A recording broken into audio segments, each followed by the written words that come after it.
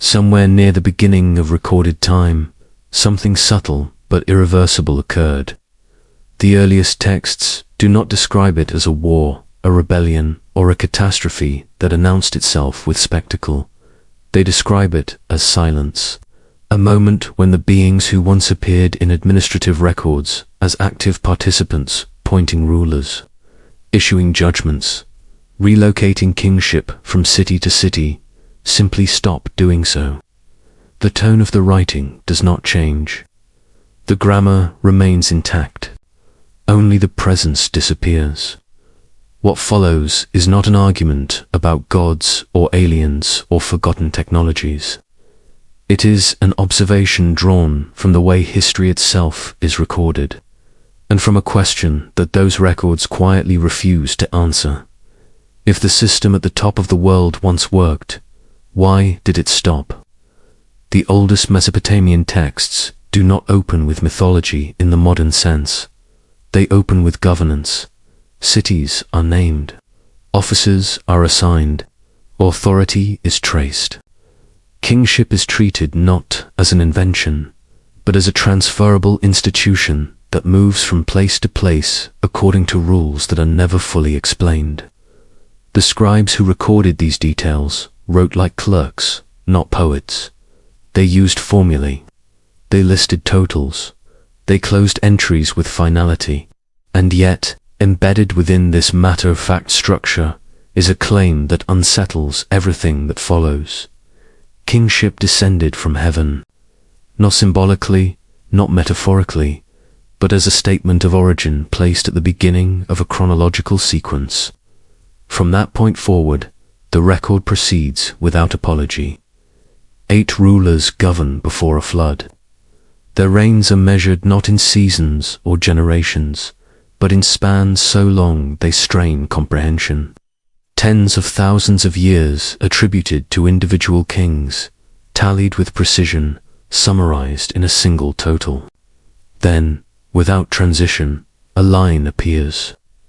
The flood swept over, and after it, the list continues. New cities, new kings, reigns that shrank abruptly from millennia to centuries, then to decades. The same document, the same hand, the same bureaucratic tone. No warning that one mode of reality has ended and another begun. This is the first observation that matters. If the pre-flood portion were meant to be read as myth, it is an odd choice to present it in the same register as later rulers whose existence can be corroborated archaeologically. The text does not separate legend from record. It does not flag exaggeration. It does not shift style. It simply moves on, as if nothing unusual has occurred except a change in scale. And that change is never explained. Modern readers supply explanations after the fact. Ancient scribes did not. What follows from this is not a conclusion, but a tension. Either the early section is symbolic and the later section is historical, or both are operating under a logic we no longer share, but the document itself refuses to split that way. It treats the whole sequence as a continuous administrative memory interrupted by a single environmental event. And if that is the case, then the question becomes unavoidable. What exactly was lost at the flood? Not civilization, which clearly continues. Not kingship, which resumes immediately. Not divine legitimacy, which is still invoked. What disappears is something narrower and more specific. Direct oversight. Before the flood, authority descends. After the flood, authority circulates. Before, kings rule from one city for spans that suggest permanence. After, kingship moves rapidly, contested by armies rather than assigned by decree.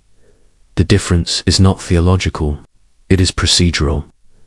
The records stop describing a system that manages humanity from above and begin describing one that struggles to manage humanity from within. This is where the tone of the texts becomes most revealing. There is no triumph in the transition, no declaration that humans have come of age, No celebration of independence. The change is treated as diminishment. Lifespans shorten. Reigns contract. Memory replaces presence. What had once been administered becomes remembered. The gods do not vanish. They recede. They stop appointing and start legitimizing. They stop intervening and start being consulted. The machinery of ritual grows more complex at precisely the moment when direct communication fades. If this was simply mythology, it would be free to invent explanations. Myths thrive on drama. They assign blame. They narrate rebellion. But these texts do something stranger. They diagnose. In parallel compositions, the reason for divine withdrawal is not moral failure, but operational stress. Humanity multiplies. The land fills. The noise becomes unbearable. The problem is not that humans sin, but that they exceed projections. The corrective measures described are not ethical punishments. They are management tools. Disease, drought, famine. And when none of these stabilize the system, a reset is attempted. The language used for this crisis is technical. The term translated as noise carries connotations of clamor, overload, disruption. It is the sound of a system pushed beyond capacity. Read, in this light, the flood is not a moral reckoning. It is a failed solution. Humanity survives, rebuilds, expands again. And this time, the old model does not return. From that point on, the records adapt to a new reality. Kings claim divine favor, not divine appointment. Temples become economic centers. Priests mediate what gods no longer say directly. Authority becomes something that must be justified, not delivered. And the earlier age, the one where kingship arrived fully formed from elsewhere, recedes into the past as a reference point that can no longer be accessed. What if the silence at the top of history is not abandonment, but collapse? What if the disappearance of direct divine governance reflects not a decision to leave, but an inability to continue? The texts do not answer this. They preserve it. They copy the same sequences for centuries without revision. They maintain the opening formula even when it no longer describes lived experience. They insist on continuity while documenting loss. And that insistence is the clue. Systems that end in victory announce it. Systems that fail leave behind records that cannot quite reconcile what was with what is. The early Mesopotamian corpus reads like that kind of archive. Not a revelation, but a ledger that never received its final explanation. Kingship descended once. It never does again. The flood marks the boundary. Everything afterward operates at reduced scale. If humanity caused this shift, it was not through defiance or rebellion. It was through growth, through persistence, through becoming too numerous to manage under a centralized model that assumed direct oversight. Whatever governed before the flood, mythic, political, or otherwise, could not scale. And when systems fail to scale, they either adapt or withdraw. The texts suggest withdrawal. This is where the story truly begins. Not with gods or kings, but with a question embedded in administrative clay. Why does the record of authority change shape? Why do numbers shrink? Why does presence become memory? And why does history continue as if something essential has been lost, even as civilization advances? These are not the questions of mythology. They are the questions of institutional collapse, preserved by scribes who wrote down what they saw, even when they no longer understood it. In 1922, during an excavation at the ruins of Larsa in southern Mesopotamia, a small object emerged from the debris that did not look important at first glance. It was not a statue, not a relief, not a temple inscription meant to be seen. It was a four-sided clay prism, roughly the size of a modern book, covered edge to edge in tightly packed cuneiform. No decoration, no narrative framing, just columns of text. When it was catalogued and later translated, scholars realized they were not reading a myth or a hymn. They were reading a ledger. Today, this object is known as the Weld-Blundell Prism, and its contents are deceptively simple. It lists kings, it lists cities, it lists reign lengths, it adds totals, it moves on. The writing style is dry, repetitive, and administrative. Each entry follows the same structure, as if copied from a template. There is no attempt to persuade, impress, or dramatize. This is the kind of document you write when you expect it to be checked, referenced, and reused, and that is precisely what makes its contents so difficult to dismiss. The prism opens with a sentence that modern historians still struggle to categorize. After kingship descended from heaven, kingship was in Eridu. There is no preface explaining what this means, no metaphor signaled. The text assumes the reader already understands the concept. Kingship is treated as an object or office that can move from place to place. Eridu is simply its first location. What follows is a list of 8 kings who ruled before a flood, each associated with a specific city, each assigned a reign measured in tens of thousands of years. Ululam of Eridu ruled for 28,800 years. His successor ruled for 36,000. Another for 43,200. The list continues with the same precision, then pauses to provide a total: 8 kings, 5 cities, 241,200 years.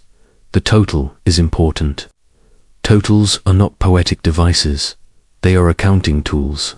They exist to check consistency, to ensure nothing has been omitted. And after the total comes a single, unadorned sentence. Then the flood swept over. That is all the explanation given. No moral, no divine anger, no cause assigned.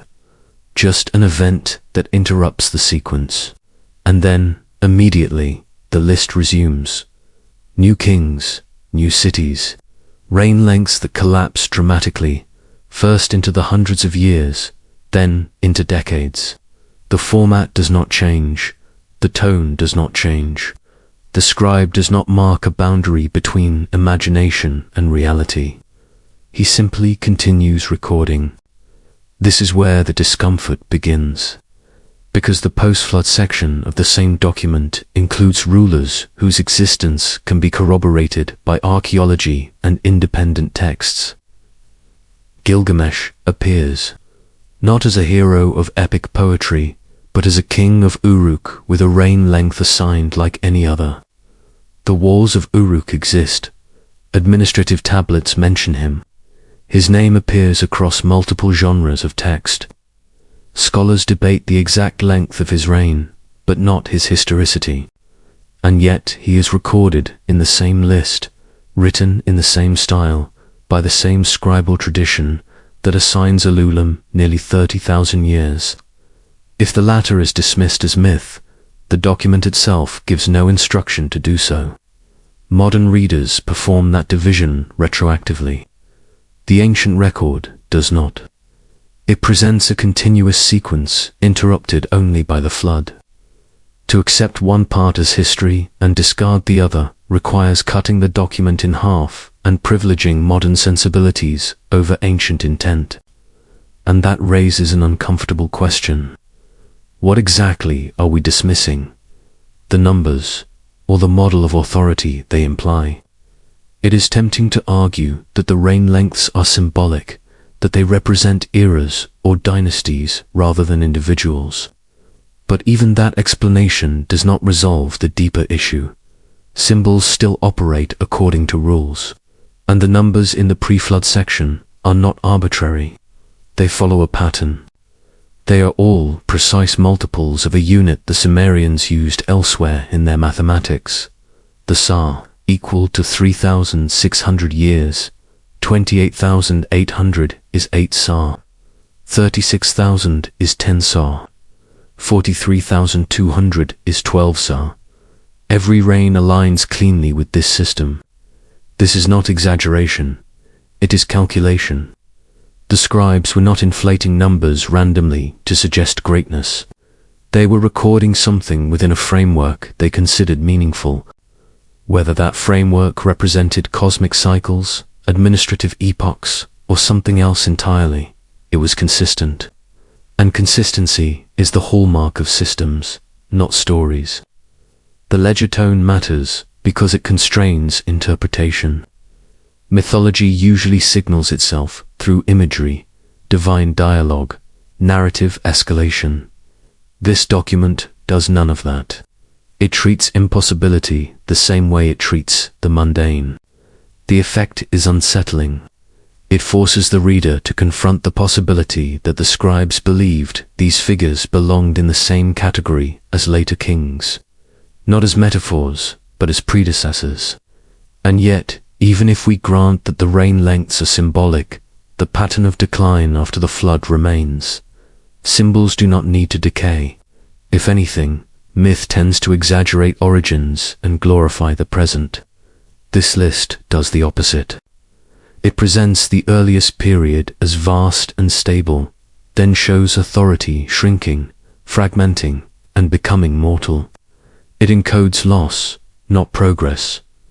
Why preserve such a narrative? King lists were political documents. They existed to legitimize current rulers by anchoring them in an unbroken succession. To be included was to be recognized. To be excluded was to be erased.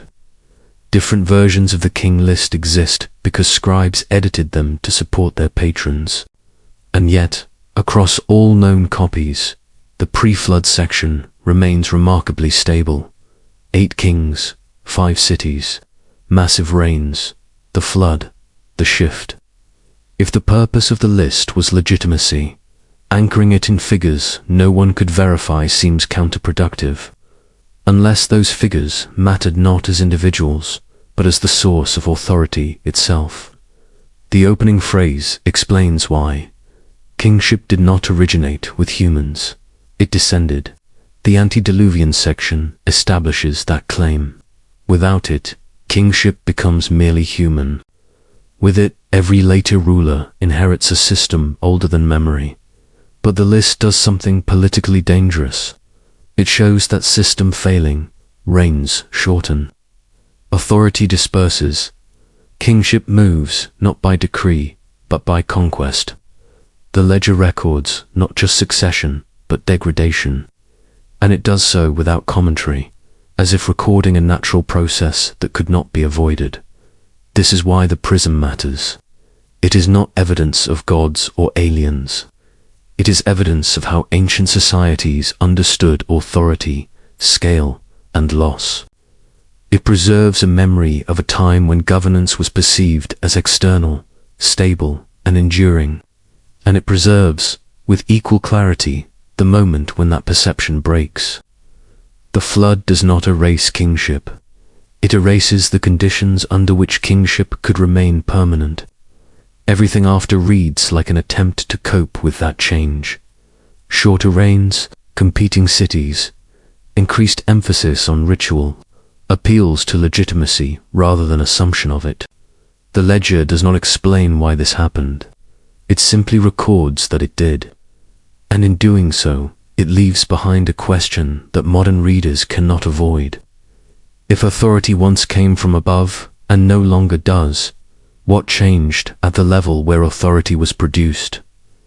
The prism does not answer this, but it establishes the problem with remarkable discipline. No drama, no mythic flourish, just a sequence of facts written by someone who assumed the system they were recording made sense. And that assumption, preserved in clay, is what continues to trouble historians. Because the numbers behave, the tone remains consistent, and the silence after the flood is total. Once the initial shock of the numbers fades, another detail begins to surface, quieter but more persistent. The reign lengths in the pre-flood section do not simply stretch beyond human lifespan. They align, they behave. They sit cleanly within a numerical system the Sumerians used everywhere else in land measurement, astronomy, accounting, and timekeeping. This is where the document stops feeling like exaggeration and starts feeling like encoding. The Sumerian mathematical system was sexagesimal, built on base 60. From this system came one of their largest standard units of time, the Sa, equal to 3,600 years. This was not an abstract concept.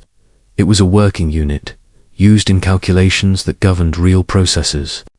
And when the reigns of the antediluvian kings are re-examined through this lens, the pattern becomes unmistakable. Alulam's 28,800 years resolve into exactly 8 Sa. Alalga's 36,000 becomes 10. Enmenloana's 43,200 becomes 12. Each reign fits the system without remainder. This is the moment where the usual explanation, they were just making the numbers big, begins to fail. Random exaggeration does not produce mathematical precision across multiple entries. Symbolic storytelling does not require consistency at this level. What we are looking at is not inflation, but structure. The scribes were not saying a very long time. They were saying something specific, using a unit their audience understood. At this point, two possibilities present themselves, and the text does not choose between them. Either the numbers represent something other than literal year-zeros, administrative cycles, phases of authority, or they refer to beings or offices that did not operate under human constraints. What matters is not which option is correct, but what both options imply. In either case, the list is describing a form of rule fundamentally different from what comes after the flood. If these figures represent eras, then the early world was organized into long, stable phases overseen by centralized authority. Kingship, in this reading, is less a personal role and more a custodial one, held continuously across spans of time that dwarf individual lives. If, instead, the figures represent rulers who are not human in the modern sense, then the list is recording governance by entities whose duration exceeds biological limits. The document itself does not resolve this. It does not need to. Its function is not to explain, but to remember. What makes this section unsettling is not the scale, but the decline that follows. After the flood, the Sa disappears from reign lengths. This gradual shrinking reads less like mythological decay and more like a system losing its parameters. It is as if the original unit of measurement no longer applies, not because the scribes forgot how to count, but because the reality they were measuring had changed. The Sa belongs to the pre-flood world. Afterward, it lingers briefly, then vanishes. If this were purely symbolic, the symbolism is strangely pessimistic. Ancient myths usually compress time as they approach the present, making origins grand and current rulers heroic. This list does the opposite. It frames the distant past as orderly and enduring, and the present as fragmented and brief. The further history moves forward, the less time any one king can hold. Authority accelerates. Stability dissolves. This inversion is important. It suggests that the scribes did not view their own age as an improvement. They viewed it as diminished. The mathematical shrinking of reigns encodes a loss of scale, a loss of permanence. Whatever governed before the flood operated on a different temporal bandwidth. Afterward, kingship becomes something that expires. Here, the question shifts. It is no longer were these numbers real, but what kind of system requires numbers like this? Long reigns make sense only in a context where continuity matters more than succession. They imply oversight that does not need to be renewed every generation. In such a system, legitimacy is not contested because it is embedded. After the flood, legitimacy must be reasserted constantly. Kings rise and fall. Cities compete. Wars decide what heaven once assigned. The numbers, then, are not the mystery. They are the symptom. They point to a governance model that assumes stability over vast spans of time. When that model collapses, the numbers collapse with it.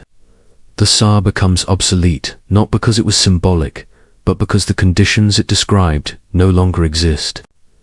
This interpretation does not require believing that ancient kings lived for tens of thousands of years. It requires acknowledging that the scribes believed something about the structure of authority had changed so dramatically that the old units no longer applied. The flood marks that change, not as a punishment, but as a boundary between two incompatible systems. And once that boundary is crossed, the list never looks back. It does not attempt to restore the old scale. It does not claim that kingship descends from heaven again in the same way. It records what comes next with the same administrative calm, as if accepting that something essential has been lost and cannot be recovered. This is the quiet power of the numbers. They do not shout. They do not persuade. They simply behave differently before and after a single event.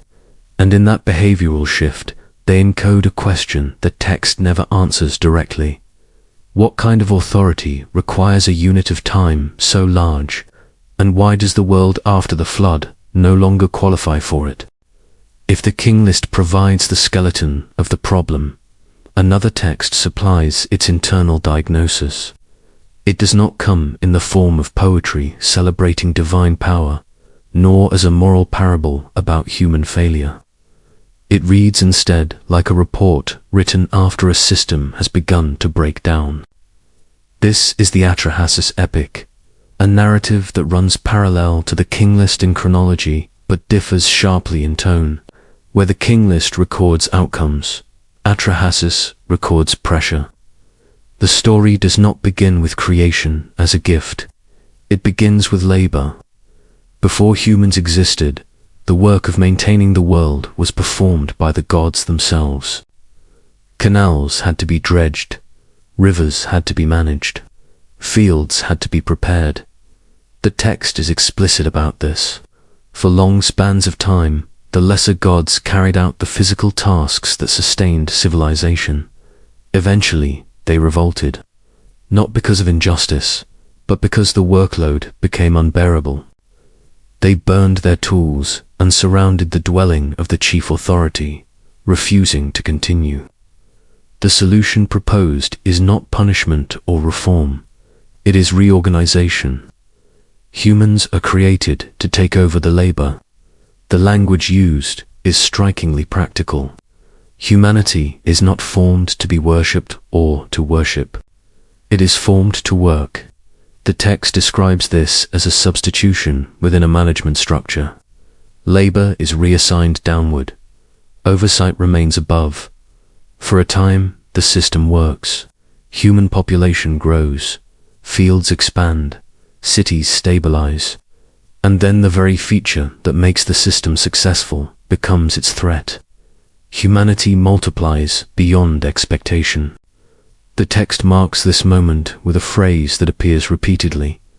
The land becomes wide, the people become numerous.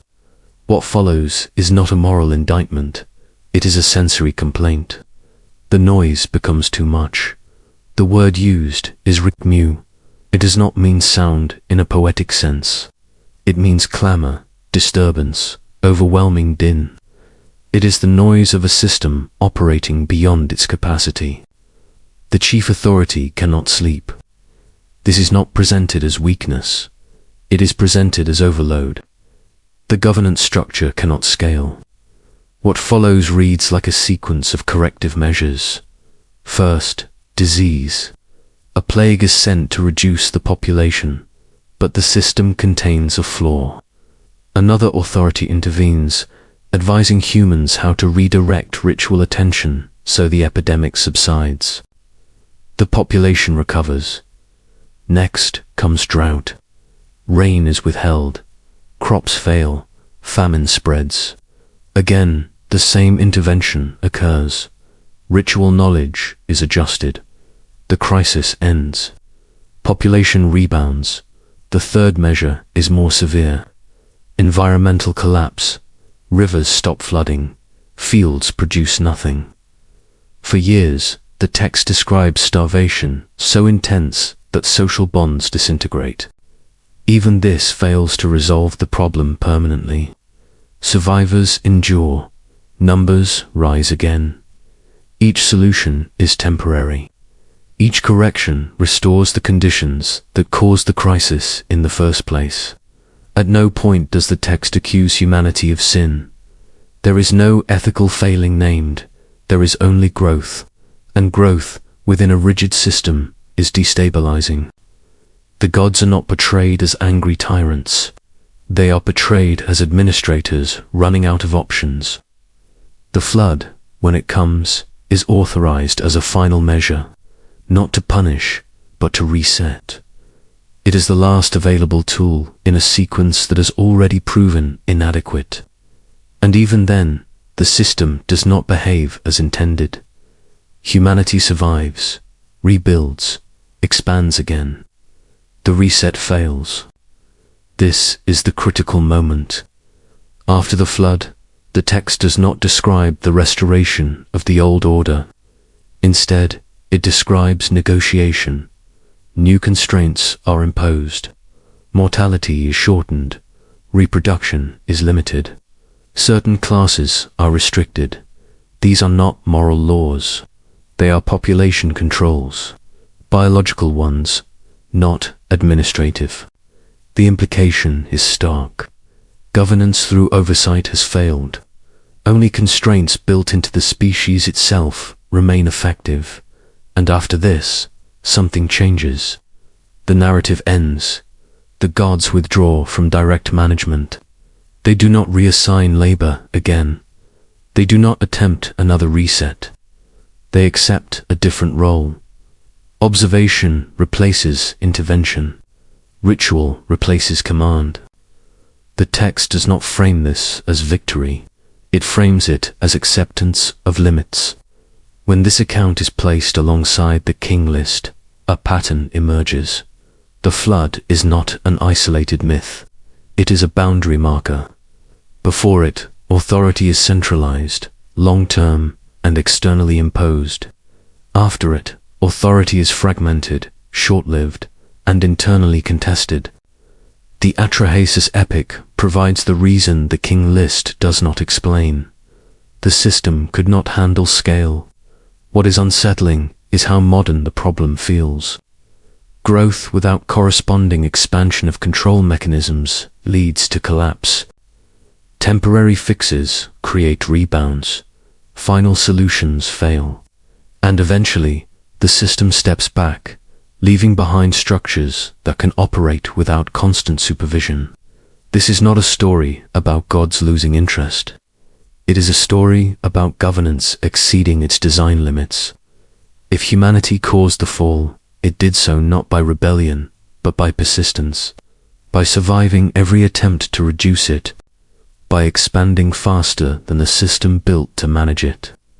The texts preserve this, not as an accusation, but as a fact. They do not say humans were wrong. They say the model was insufficient. After the flood, kings still rule. Temples still function. Gods are still named. But something essential has changed. The age of direct management is over. What remains is memory, ritual, and an inherited legitimacy that must now be enforced by human means. The flood did not destroy civilization. It ended a way of governing it. When the texts speak of noise, they are not speaking metaphorically. They are describing a condition that emerges when human organization reaches a threshold it cannot easily retreat from. To understand why this mattered so deeply to the earliest records, it helps to look not at the heavens, but at the ground. At cities like Uruk, Eridu, and Lagash, archaeology reveals a transformation that unfolds with quiet inevitability. Small settlements give way to dense urban centers. Irrigation canals extend outward like veins. Storage facilities multiply.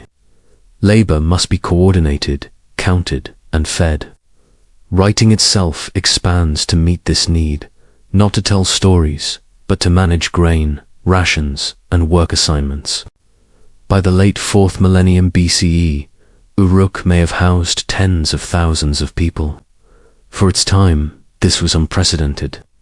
Such concentration demanded a level of coordination no earlier society had attempted. Fields had to be irrigated on schedule. Floodwaters had to be controlled. Surpluses had to be redistributed to workers who no longer produced their own food. Every success amplified the next challenge. Population growth followed stability. Stability required more management. Management generated complexity, and complexity produced fragility. The term rigmu begins to feel less like poetic exaggeration and more like an administrative alarm. Noise is what happens when too many variables compete for attention in a system designed for fewer inputs. It is not just sound. It is congestion. It is unpredictability. It is the loss of clear oversight. In this sense, the Atrahasis Epic reads less like myth and more like an early recognition of systemic limits. The gods in these texts do not complain that humans disobey. They complain that humans exist in excess. The land becomes wide. The people become numerous. The disturbance spreads. This is the language of scale, and scale, once crossed, cannot be undone by simple correction. Each intervention reduces numbers temporarily, but the underlying trend resumes. The system rebounds into the same crisis. This is where the flood takes on its full meaning. In Mesopotamia, floods were not abstract symbols. The Tigris and Euphrates were unpredictable rivers. Seasonal flooding could nourish fields or erase entire settlements. Archaeological layers of silt found at multiple sites attest to catastrophic flood events that destroyed cities and forced populations to rebuild from nothing. These were not global deluges. They were regional disasters, but they were sufficient to break continuity. The texts do not describe the flood as cleansing evil. They describe it as erasing infrastructure. Fields vanish. Cities dissolve. Administrative memory is wiped clean. In a world dependent on irrigation networks and centralized storage, this is the ultimate reset. And yet, even this reset fails to restore the old balance. Survivors return, cities rise again, and this time the governance model shifts. After the flood, authority no longer assumes permanence. Kings rule for shorter spans. Dynasties compete. Kingship moves from city to city, not by decree from above, but through conquest. The phrase kingship descended from heaven remains in use, but its function changes. It becomes a legitimizing formula rather than a description of process. Heaven no longer assigns rulers. Heaven is invoked after the fact. This shift is subtle but profound. In earlier inscriptions, rulers act because the gods command. In later ones, rulers act and then dedicate the results to the gods. The grammar reverses. Agency moves downward. Responsibility follows. The divine becomes distant enough to approve without intervening. The growth of cities accelerates this change. Larger populations require standing armies. Standing armies require taxation. Taxation requires bureaucracy. Bureaucracy requires written law. Each layer pushes authority further away from any claim of immediate divine presence. Decisions must be made quickly, locally, often violently. Waiting for omens or instructions becomes impractical. The system adapts by sidelining direct oversight. This is not framed as rebellion in the texts. It is framed as necessity. Kings still seek divine favor, but they no longer expect divine management. Temples become centers of economic power rather than seats of command. Priests interpret signs instead of issuing orders. The gods are consulted, not obeyed in real time. The noise has not gone away. It has been absorbed. What was once overwhelming disturbance becomes background hum. Cities normalize congestion. Conflict becomes expected. Authority fragments, and the memory of an earlier, quieter order persists as nostalgia embedded in records. This is where the question sharpens. If the old system failed because humanity grew beyond its capacity, then the fall was not imposed from above. It emerged from below. The texts do not celebrate this outcome. They mourn it indirectly by recording decline in scale and certainty. They preserve the memory of a time when oversight was total and duration was vast, even as they document the impossibility of returning to it. Humanity did not overthrow the gods. Humanity outgrew the system attributed to them. Whether those gods were symbolic constructs, mythologized elites, or something else entirely, the effect is the same. Centralized authority could not manage exponential growth. The response was withdrawal, not punishment. By the time later kings look back to these origins, they do so through ritual, architecture, and carefully preserved lists. They do not attempt to recreate the old order. They know it is unreachable. The flood stands between what was possible and what remains. And from this point forward, history takes on a familiar shape. Power is contested. Cities rise and fall. Authority must be justified continuously. The gods watch from a distance. The noise continues. And governance becomes a human problem, solved imperfectly, without direct intervention from above. After the waters recede in the texts, something subtle but decisive occurs. The language of authority changes. It does not announce itself as reform or rebellion. It appears in the way power is described, claimed, and justified. The gods are still present in name, still honored, still feared, but they stop issuing orders. Heaven no longer signs documents. In the post-flood world, kingship resumes immediately, but it no longer behaves as it once did. The King List records this without commentary. Kingship is now in a city, then moves to another, then another again. Kish holds it, then Uruk, then elsewhere. The movement is no longer presented as a transfer orchestrated from above, but as a fact that follows conflict. Kingship becomes mobile because power has become contestable. This is the critical distinction. Before the flood, authority descends. After the flood, authority circulates. The difference is not theological, it is operational. In the earlier model, legitimacy precedes action. In the later model, action precedes legitimacy. A ruler conquers, consolidates, builds, and only then seeks divine favor to stabilize what has already been taken. Archaeology supports this shift with uncomfortable clarity. Early urban centers were dominated by temple complexes. The temple was not merely religious, it was administrative. It controlled land, labor, and surplus. The city itself functioned as an extension of divine management. But as the early dynastic period progresses, something new appears alongside the temple, the palace. Separate compounds, separate bureaucracies, separate chains of command. Inscriptions from this period reveal a grammatical transition that is easy to miss but impossible to ignore once seen. Earlier texts say the God commanded me to build this. Later texts say I built this for the God. The divine still matters, but initiative has changed hands. The gods are no longer issuing instructions. They are receiving dedications.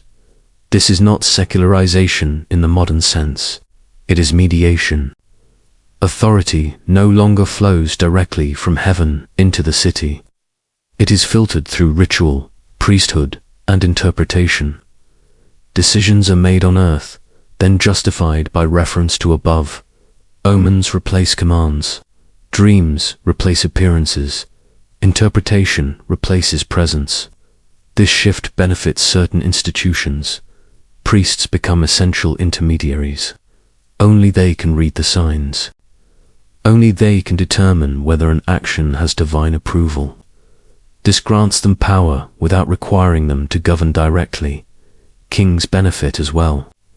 If divine instruction is indirect, responsibility becomes diffuse. Success can be attributed to favor. Failure can be blamed on misinterpretation. The people, whose voices rarely appear in these texts, are governed by a system that no longer claims immediate divine enforcement. Law codes replace decrees. Armies replace angels. Punishment becomes procedural rather than cosmic. The gods still legitimize the order, but they no longer administer it. This is where the phrase kingship descended from heaven becomes fossilized. It remains at the beginning of lists long after it stops describing reality. Its function shifts from explanation to foundation myth. It anchors legitimacy in a distant origin that cannot be checked or challenged. The farther removed the gods become, the more valuable their supposed original endorsement grows. And yet, the texts betray an awareness of loss. Reign lengths continue to shrink. Dynasties collapse faster. Cities fall with increasing frequency. The stability implied by pre-flood numbers is gone. Authority no longer rests on permanence, but on force and continuity of administration. Heaven's silence does not create peace. It creates competition. This competition reshapes theology itself. Divine hierarchies become more centralized, more absolute. Where early texts describe councils of gods deliberating collectively, later texts elevate a single supreme deity who delegates authority downward. This mirrors political reality. As human states centralize, so do their gods. The cosmos is reorganized to match the empire. But this reorganization carries an admission. Authority is no longer assumed to be stable. It must be defended. Even in heaven, power can be contested. This is where the myths of divine conflict begin to proliferate, not as random stories, but as reflections of a world where legitimacy is never secure. The gods do not disappear. They adapt to a new role. They become symbols of order rather than its enforcers. Their distance allows human institutions to function without constant interruption. And yet, that distance also removes the guarantee that once defined kingship. The world becomes human-managed, for better or worse. If the flood marks the end of direct governance, this section of the record shows what replaces it.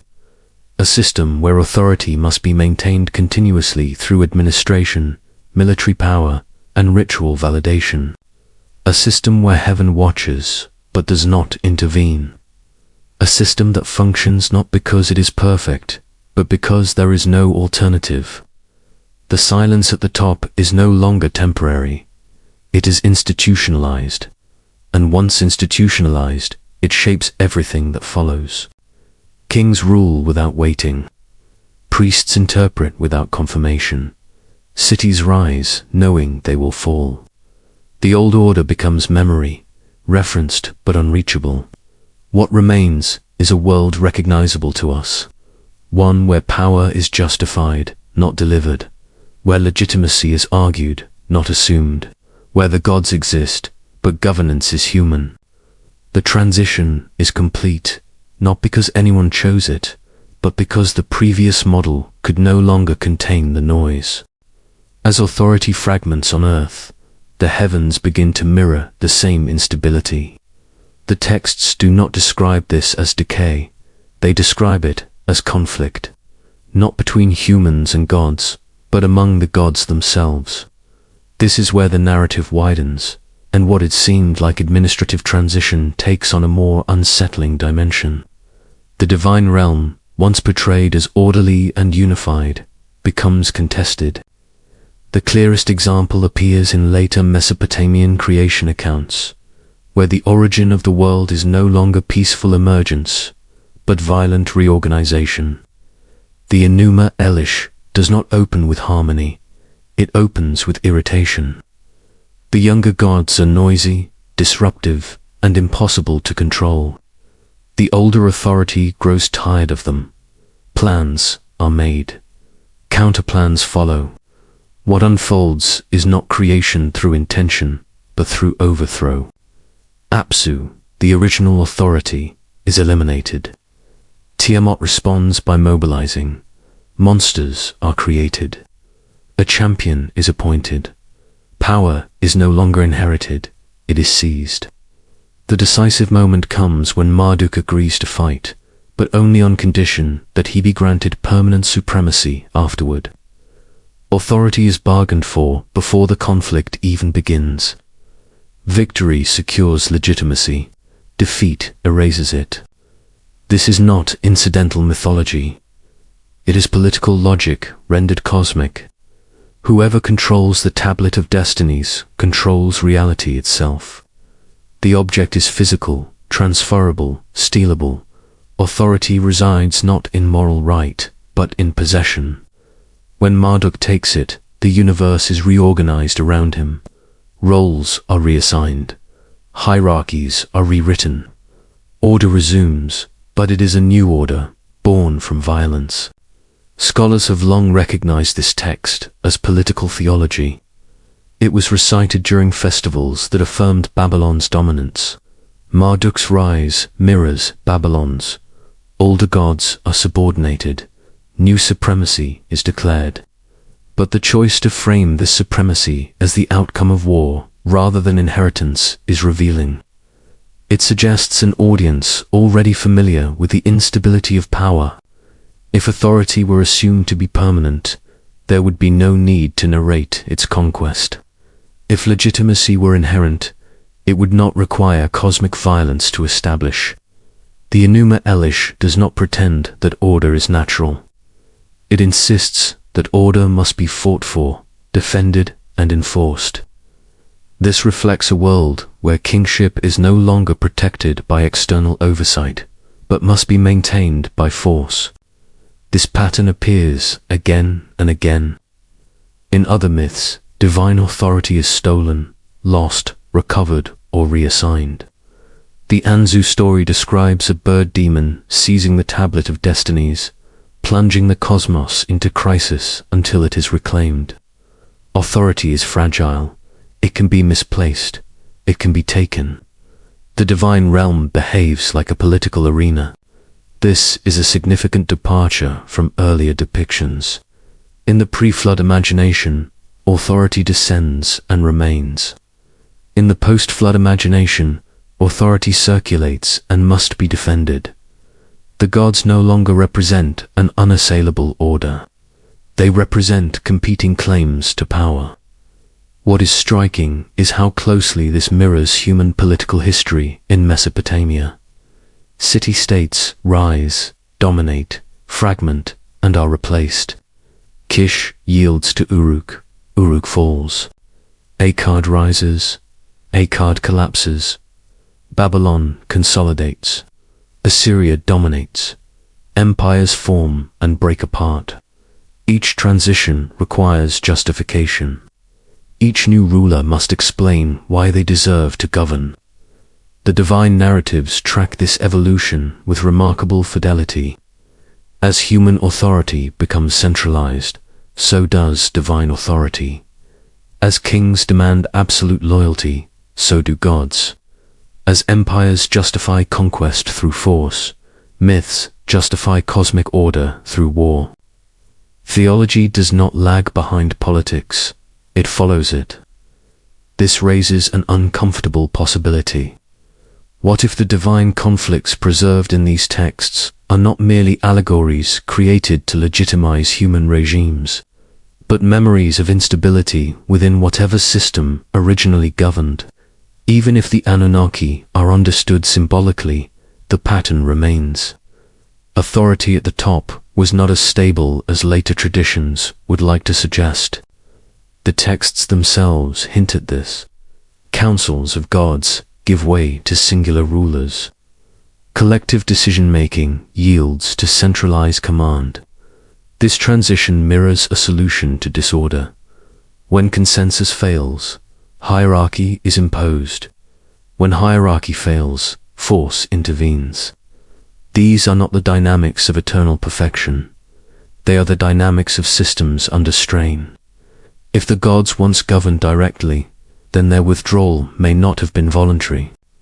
It may have been necessitated by internal fracture. A system that cannot maintain unity cannot continue oversight. And when such a system collapses, it does not vanish cleanly. It leaves behind stories of conflict, reorganization, and loss. This interpretation does not require literal belief in divine warfare. It requires attention to narrative consistency. Across multiple texts, from different periods, the same themes recur. Authority is contested. Power is transferable. Order must be enforced. These are not comforting stories. They are explanatory ones.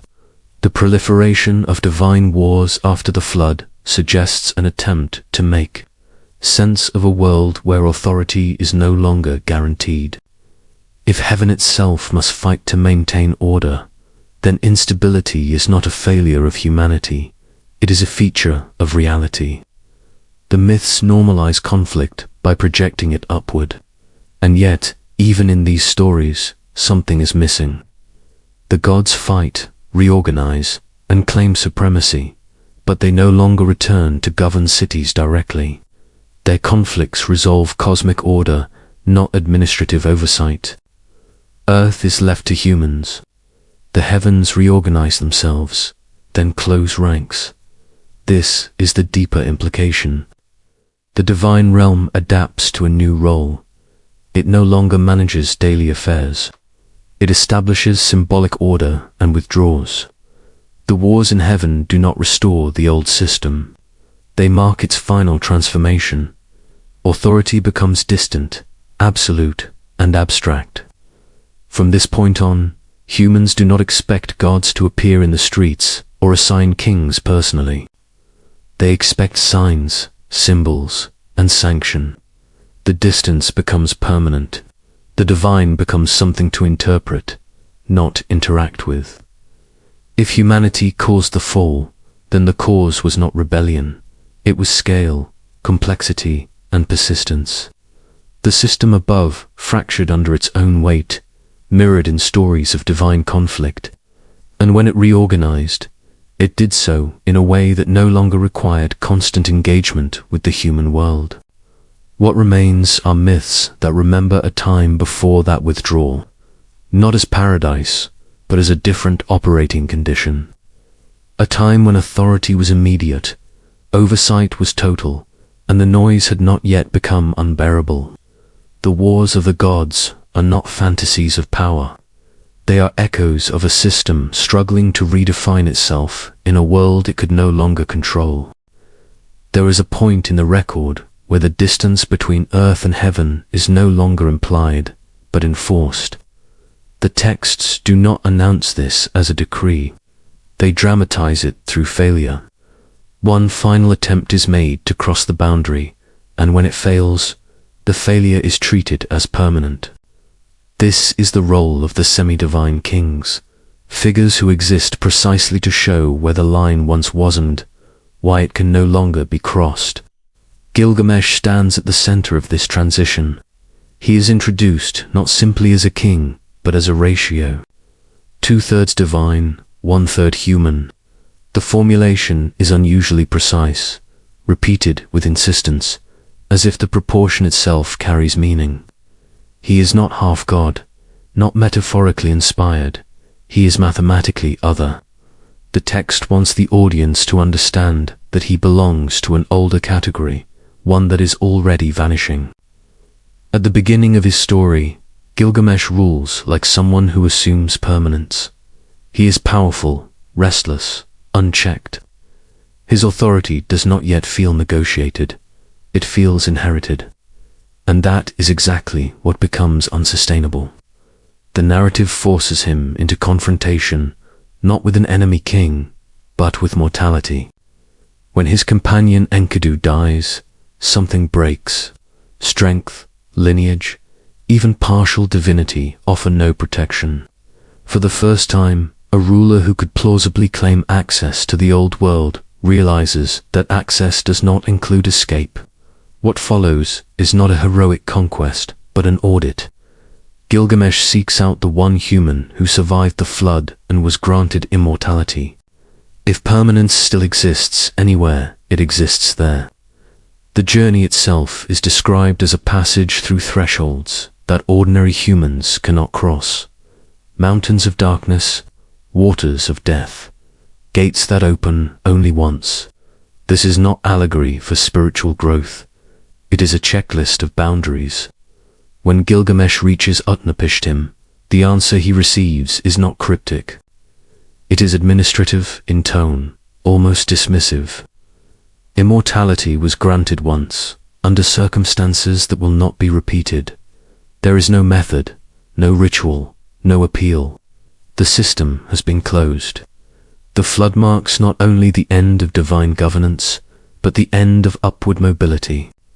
Even the final test offered the plant that restores youth feels procedural. Gilgamesh acquires it. He possesses proof that renewal is technically possible, and then it is removed. A serpent takes it without confrontation, without judgment. The loss is silent and irreversible. When Gilgamesh returns home, he does not argue, he does not rebel. He accepts. This acceptance is the message. The epic does not end with transcendence. It ends with architecture. Gilgamesh shows the walls of his city. They are massive, enduring, built by human hands. This is what replaces immortality. Memory instead of permanence. Construction instead of ascent. The king who began as a bridge between worlds ends by grounding himself entirely in one. This motif appears elsewhere, more briefly, but with striking consistency. In Maduranki, a pre-flood king is said to have been taken into the divine council, taught the secrets of divination, and sent back to establish priestly knowledge. He crosses the boundary, receives information, and returns. And then the tradition stops. No later king repeats this journey. Access is revoked, but knowledge remains, passed down through institutions rather than encounters. A parallel appears in another lineage, where a seventh figure before the flood is taken into heaven, shown cosmic structures, and allowed to return with warnings and instruction. The details differ. The pattern does not. Admission occurs once. It is carefully framed, and it is never reopened. Later generations inherit texts, rituals, and intermediaries, but not access. What these stories accomplish is not reassurance. They explain absence. They do not claim the boundary was never permeable. They insist that it was that it closed. And they do so by demonstrating that even the most qualified candidate fails. If someone 2/3 divine cannot cross, no one can. If the last man admitted confirms the gate is shut, the case is closed. This matters because it reframes divine distance as policy, not neglect. The gods do not drift away gradually. The door is shut deliberately, and the reason is implied rather than stated. Whatever conditions allowed, direct interaction no longer exist. The system that once supported it has been dismantled. After this point, claims change. Kings no longer describe themselves as semi-divine. They no longer attempt ascents. They emphasize justice, construction, law. They seek legitimacy through ritual and lineage, not proximity. The priesthood inherits techniques, not contact. Interpretation replaces instruction. The narrative effect is subtle but absolute. The world after Gilgamesh is not waiting for gods to return. It has adjusted to their absence. Authority is human, mortality is fixed, and the heavens are no longer accessible to reign. What remains of the divine is encoded in institutions that mediate rather than connect. If this is mythology, it is mythology doing administrative work. It explains why no one tries again. It closes a loophole. It prevents future claims of direct mandate by establishing that the last attempt already failed. In doing so, it stabilizes a new order, one where power must operate entirely within human limits. This is not framed as triumph. It is framed as acceptance. The epic does not celebrate the closing of heaven. It mourns it quietly, then moves on. The gate does not reopen. The story does not hint that it might. The loss is final, and in that finality, the texts align once more. Pre-flood, ascent is possible. Post-flood, it is not. The transition is enforced narratively, not argued. By the time later kings rule, the question of direct access is no longer asked. It has been answered, once, definitively, and recorded as such. If humanity caused the fall, then this is where the consequence becomes personal. Not the loss of gods, but the loss of return. The heavens remain, but they are no longer part of the administrative loop. The bridge has been removed. The system has been sealed. By the time the texts reach their later layers, certainty has dissolved, but the memory of certainty remains. This is where interpretation replaces record, and where the question of the Anunnaki becomes impossible to avoid, not because the texts demand an answer, but because they refuse to give one. What survives is not a definition, but a set of constraints. Whatever the Anunnaki were, they belonged to a phase of the world that no longer functions. Modern readers tend to approach this problem backward. They ask who the Anunnaki were, as if identity alone could explain disappearance. The texts do not work that way. They document outcomes, not origins. They show a system operating, then failing, then being replaced. And by the time later scribes look back, all they can do is preserve fragments and argue about meaning. Three broad explanations emerge, not as conclusions, but as interpretive containers, each capable of holding part of the evidence, none capable of holding all of it without strain. The first is the most conservative. The Anunnaki are not beings, but language, a way of speaking about authority before political theory existed. In this view, the gods decided means the established order determined. Kingship descended from heaven means legitimacy was assumed to come from outside human negotiation. As societies grew more complex, this language became insufficient. Authority could no longer be presented as static or external. It had to be justified continuously. Theology adapted. The gods receded because the idea of direct divine governance was no longer operationally useful. This explanation accounts for much. It explains why divine wars mirror human wars. It explains why reign lengths shrink as records become more reliable. It explains why later kings still invoke gods, but do not expect them to appear. But it leaves one problem unresolved. If the Anunnaki were always just symbolic, why preserve the symbolism unchanged for centuries after it ceased to describe reality? Why maintain the fiction with such rigidity? The texts never say, this is metaphor. They insist on continuity, even when continuity no longer exists. They copy the same opening lines, the same formulas, the same impossible numbers. If the language were merely ideological, it could have evolved more openly. Instead, it fossilizes. That suggests not invention, but memory. The second explanation moves closer to that memory. In this view, the Anunnaki represent a real ruling class elite, centralized and eventually mythologized. Early kings, priest rulers, or conquering elites whose authority was so complete that later generations could only describe it as divine. Over time, as their system collapsed under environmental stress, population growth, and internal conflict, their historical reality was transformed into theology. This model fits the political dynamics well. It explains why authority was once centralized and later fragmented. It explains why the flood functions as a break in administrative continuity. It explains why divine wars resemble elite factional struggles. But it also raises a difficult question. How does a human ruling class become gods so quickly? The distance between the antediluvian world and the earliest dynastic records is not vast, and yet the transformation is complete. Which leads to the third interpretation, the one most often dismissed and most persistently returned to.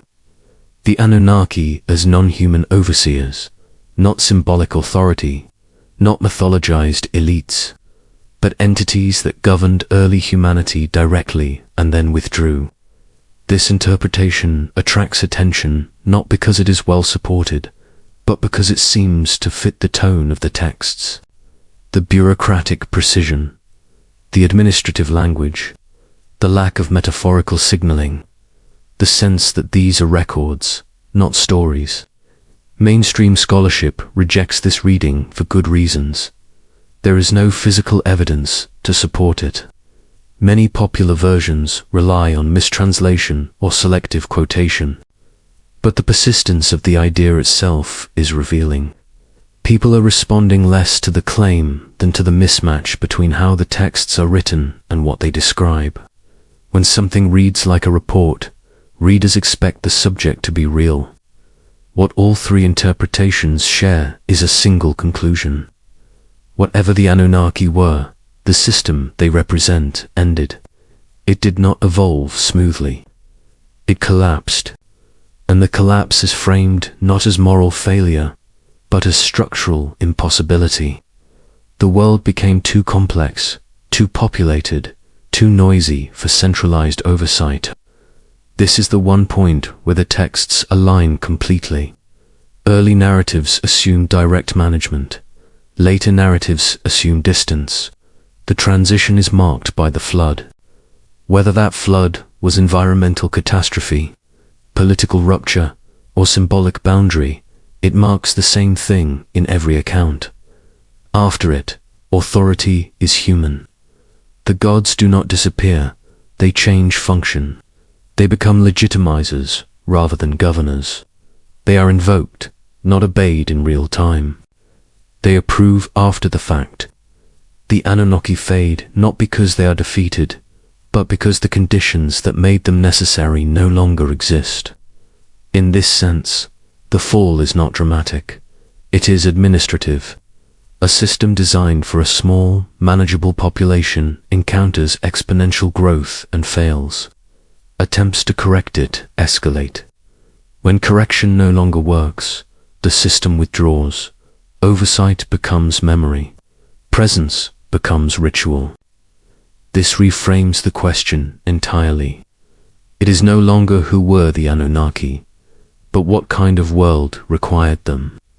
A world where authority could be centralized absolutely, where population could be controlled, where continuity could be maintained over spans of time measured in Sa. That world no longer exists. What replaces it is familiar. Fragmented power, competing claims, institutions that mediate legitimacy rather than deliver it. The Anunnaki become part of the past not because they were imaginary, but because the structure they belonged to could not survive the future. And that is the unresolved tension that texts leave behind. They do not celebrate autonomy. They record loss. They do not frame the transition as progress. They frame it as diminution. Kings live shorter lives. Gods speak less clearly. Access closes. Memory replaces presence. The fall, whatever its cause, leaves a scar. And the texts preserve that scar with remarkable consistency. They do not explain it away. They simply carry it forward, copied again and again, as if reminding every new generation that something once governed this world differently and that it no longer can. By the end of the record, the change is no longer dramatic. It is simply complete. The last rulers who still remembered the old formulas no longer expect them to work. They repeat the language of descent, but they do not wait for descent to occur. They search ruins instead of listening for voices. They restore temples whose original foundations can no longer be located, hoping that proximity to antiquity might substitute for guidance. And when the gods do not respond, they do not record outrage, they record absence. This is the final condition the texts leave us with. Not disbelief, not rebellion, but distance. The gods have become custodians of memory rather than agents of history. They are honored, invoked, feared, but no longer consulted for instruction. Kings rule vast territories, command armies, administer laws, and still speak of divine favor. Yet none claim direct appointment. The heavens remain intact, but the administrative channel has closed. What is striking is how calmly this is accepted. There is no prophecy of return, no promise that the silence will end. The narratives do not anticipate a restoration of the old order. They treat it as something that belonged to another phase of the world, one that cannot be accessed again. The flood marks that boundary not as an act of cleansing, but as a line of separation. Before it, authority descends. After it, authority must be justified. If humanity caused this shift, then the cause was not defiance, it was endurance. Survival through every corrective measure. Expansion beyond every limit imposed. The system that once governed directly could not adapt to scale, and so it withdrew, leaving behind institutions capable of functioning without it. The result is not freedom in the celebratory sense. It is responsibility. The texts never say this explicitly, but they imply it everywhere. The gods fall silent, and the world does not end. It becomes louder, more chaotic, more contested. Authority becomes something humans must build, enforce, and defend without certainty that it is sanctioned. The loss of presence is paired with the burden of choice. As the record winds down, the pace slows. The drama recedes. What remains is a quiet inheritance. Walls built instead of ladders to heaven. Laws written instead of commands heard. Rituals performed in hope rather than response. The old world, where governance was immediate and permanence seemed possible, is preserved only in lists and stories copied long after their meaning has faded. This is not framed as tragedy, but it is not framed as progress either. It is simply the world as it is. A world where the heavens remain closed, the past remains unreachable, and authority belongs entirely to those who live with its consequences. If the Anunnaki fell, they did not fall in fire. They faded into record, and humanity did not rise to replace them in triumph. It continued, adapted, and learnt to rule itself in the absence of certainty. The silence at the top of history is not an ending. It is the condition under which everything that follows must operate. The story does not ask us to decide what the gods were. It asks us to notice what changed when they stopped answering. And then, gently, it leaves us there awake enough to remember, quiet enough to let the question remain.